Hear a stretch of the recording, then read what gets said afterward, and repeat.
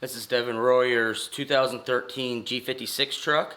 He has a 467, 488 set of compounds on it, BBI stage 4 injectors, and dual CP3s.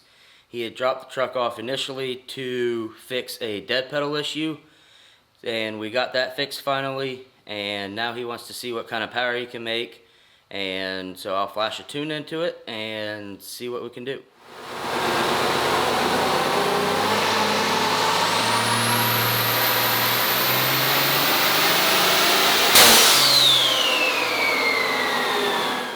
As you saw in that last video, or that last little clip, blew an intercooler pipe off of it. Making 835 horsepower on that pull before it blew the boot, which it blew the boot right at the end, so it really didn't make a difference on horsepower. So get the intercooler pipe fixed and keep running it and see if we can squeeze any more out of it.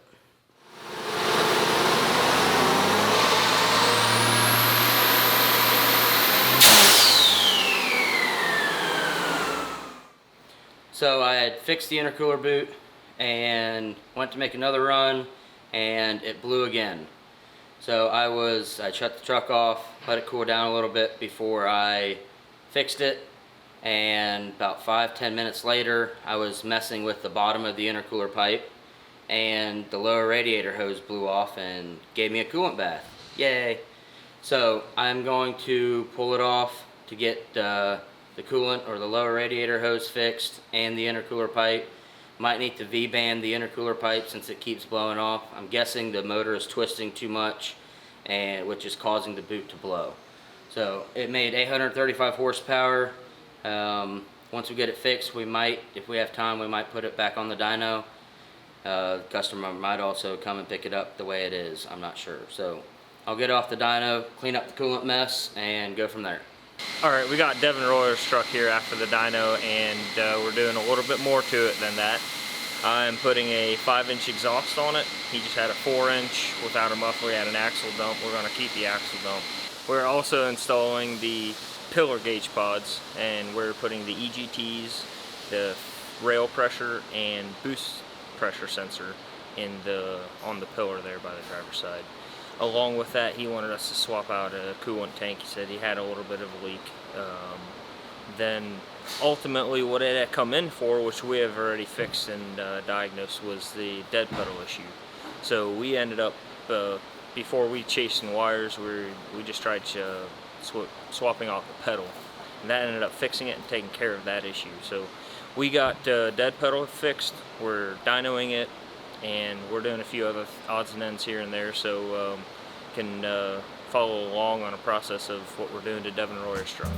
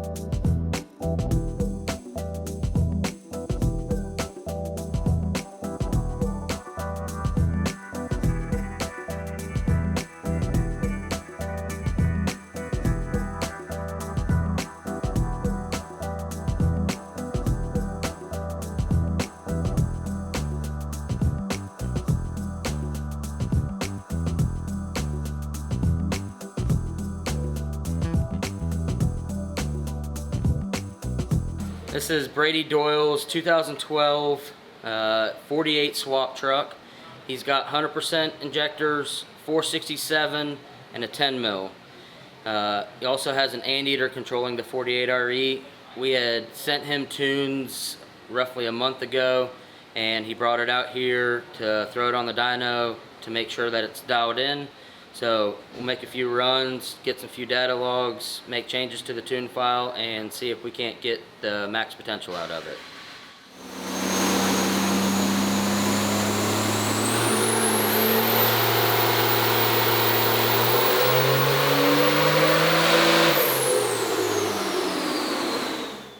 So we got Brady's truck all wrapped up. The max effort tune that he came in on, the one that we had sent him a tune for remotely, made 739 horsepower. After looking at the data log, made a few changes, and we were able to squeeze 843 horsepower out of it. So having the truck here on the dyno and being able to look at the data log and make changes right there on the spot, that was, I mean, we picked up roughly 100 horsepower over what he came in on. And then tune 1 was 605, and then the other tunes were just in between there. So he uses the truck mostly for dirt dragging, so that extra 100 horsepower should help him hopefully get a few more wins. So I'll get him off the dyno and send him on the way.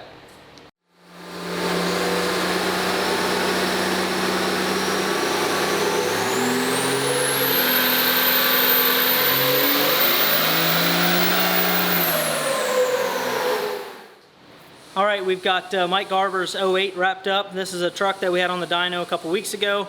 And in fact, earlier this week, we dynoed a black 4th gen that Larson said was Mike Garver's, but it was Mike Bricker's. He got the name wrong, so too many Mikes this week, I guess. But we had a overdrive problem the last time it was on the dyno. This is a 68 RFE truck. That was originally, that's built by ATS with a co-pilot. So we pulled the trans out and fixed the overdrive clutch, put it back in. It's driving great, it's holding power. While it was here, we also did a S400 2nd gen swap, put a 468 on it. This has 50% over nozzles on stock bodies and a Extra G Sportsman CP3 and Firepunk tuning. We did a 716 horsepower on max effort tune. We can't quite max out the injectors because a Sportsman CP3 is basically like a stock fuel quantity until you get to higher RPM, and then it extends the fueling out further than what the stock CP3 will. So 716 horsepower on a Sportsman pump is a great number. So we're happy with how that turned out. It did 550 horsepower on tune 1, and that's something that he's going to daily drive and tow with. So he should have something that he can turn up and have some fun with occasionally, and to keep his 68 RFE alive. So we did a little bit of just education, figure out what you can and can't do with the 68 RFE. They're a great daily driving towing transmission.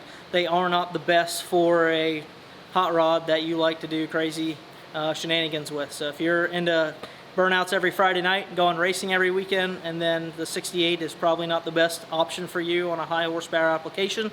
But for a truck like this that tows a trailer and daily drives and occasional hot rods, it should be a great suitable application. So we're going to get this thing off the dyno on this warm Friday. It was 113 degrees in the dyno bay just a minute ago. It is like 95 degrees, and we have over 100 degree heat index today, so it is warm. But we're going to get this thing off and send him back home to Missouri.